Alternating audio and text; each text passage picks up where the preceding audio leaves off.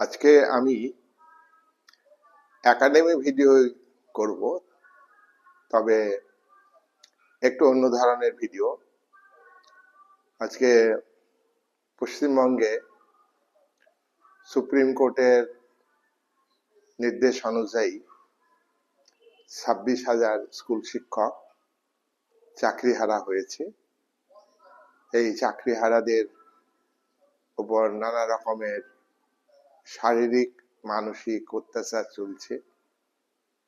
তার উপর সুপ্রিম কোর্টের নিয়ম অনুযায়ী রাজ্য সরকার চাকরিতে নতুন করে ইন্টারভিউ হবে, এসএসসি ইন্টারভিউ হবে বলে ঘোষণা দিয়েছে। আমাদের এটা ভাবতে হবে, যে 26,000 শিক্ষক চাকরি করতেন, 8 বছর 10 বছর তারা চাকরি করেছেন। সুপ্রিম কোর্ট ভুল ধরেছে যে তারা বিনিয়োগের মধ্য দিয়ে টাকা দিয়ে চাকরি পেয়েছে। টাকা যারা নিয়েছে ফিজিক্যালি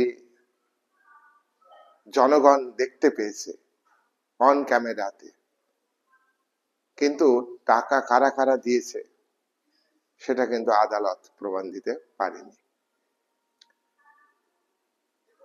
ভারত উদারনৈতিক গণতান্ত্রিক দেশ, এখানে বিচার বিভাগ নিরপেক্ষ স্বাধীন বলা হয়, কিন্তু এই বিচার বিভাগ আগে ব্যক্তিগতভাবে অনেক মানুষ